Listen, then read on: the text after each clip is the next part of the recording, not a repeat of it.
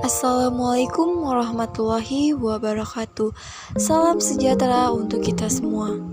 Pada pertemuan kali ini, kita akan membahas materi mengenai teks laporan percobaan, di mana teks laporan percobaan ini merupakan materi pembelajaran bahasa Indonesia pada tingkat SMP ataupun MTS. Apa yang dimaksud dengan teks laporan percobaan?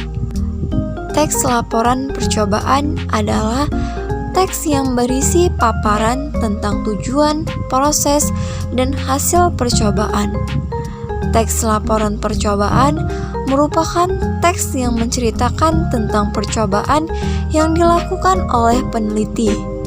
Teks laporan percobaan umumnya digunakan untuk melaporkan hasil percobaan karya ilmiah ataupun laporan praktikum.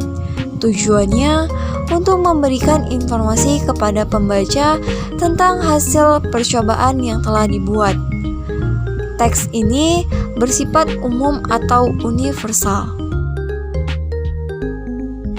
Lalu selanjutnya ada struktur isi teks laporan percobaan.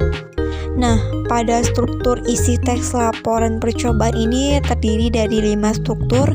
Yang pertama ada tujuan. Pada bagian ini, sobat harus menjelaskan latar belakang mengapa percobaan ini perlu dilakukan. Lalu yang kedua, bahan dan alat. Tuliskan alat-alat yang memang benar digunakan pada saat percobaan. Bahan yang memang benar digunakan dituliskan sesuai dengan apa yang digunakan saat percobaan. Lalu yang ketiga ada langkah percobaan.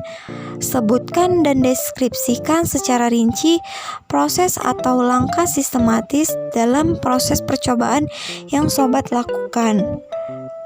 Selain itu, sampaikan langkah percobaan atau cara kerja menggunakan kalimat aktif bukan kalimat suruhan, sehingga menceritakan apa yang telah dilakukan saat percobaan. Lalu yang keempat ada hasil percobaan. Pada bagian ini, sobat dapat menjelaskan hasil pengamatan sesuai dengan apa yang didapatkan saat percobaan. Uraikan hasil percobaan secara detail. Lalu yang kelima ada kesimpulan. Buatlah kesimpulan dari seluruh rangkaian proses percobaan yang sobat lakukan hingga hasil yang sobat peroleh. Jadi kesimpulan ini merupakan jawaban dari hipotesis yang telah diajukan. Lalu selanjutnya ada ciri-ciri teks laporan percobaan, di mana ciri-ciri ini terdiri dari 6 ciri-ciri. Yang pertama, disusun berdasarkan hasil percobaan. Yang kedua, pembahasan dikemukakan secara objektif. Yang ketiga, menyampaikan fakta bukan opini. Yang keempat, disusun secara sistematis dan lengkap. Yang kelima, menggunakan bahasa baku dan ilmiah. Dan yang terakhir, bersifat tidak memihak atau netral. Selanjutnya ada kaidah kebahasaan teks laporan percobaan. Kaidah kebahasaan teks laporan percobaan ini terdiri dari 4. Yang pertama, menggunakan sinonim atau antonim pada teks laporan percobaan. Biasanya terdapat kata yang bersinonim atau bahkan berantonim. Biasanya kata-kata ini terdapat pada bagian langkah-langkah percobaan. Lalu yang kedua, menggunakan kata bilangan. Pada teks laporan percobaan ini akan ditemukan kata bilangan yang menunjukkan jumlah bahan yang digunakan dalam percobaan. Lalu yang ketiga, menggunakan kalimat perintah. Pada teks laporan percobaan ini terdapat kalimat perintah seperti sebaiknya, hindari, campurkan, satukan, aduklah, lilitkan, dan lain sebagainya. Lalu yang keempat, menggunakan kata hubung. Pada teks laporan percobaan akan ditemukan kata hubung dan tetapi apabila, saat, jika, sehingga, meskipun, dan lain sebagainya. Selanjutnya ada langkah-langkah penyusunan teks laporan percobaan. Langkah-langkah penyusunan teks laporan percobaan ini terdiri dari 6. Yang pertama, membuat judul. Yang kedua, menyusun kalimat pembuka. Yang ketiga, menyusun isi laporan. Yang keempat, menyusun kalimat penutup. Yang kelima, merangkai dan meninjau kembali. Dan yang terakhir, menyunting. Nah, sobat-sobat, di sini saya ingin memberikan contoh teks laporan percobaan, yaitu membuat telur asin. Yang pertama, terdapat tujuan. Nah, tujuan ini adalah telur asin adalah telur yang dibuat dari bebek yang sudah melalui proses pengasinan terlebih dahulu. Telur asin mengandung banyak vitamin dan gizi, sehingga mengkonsumsi telur asin bisa bermanfaat bagi tubuh. Telur asin bisa dibuat dengan cara tradisional dan sangat mudah karena alat dan bahannya sangat sederhana.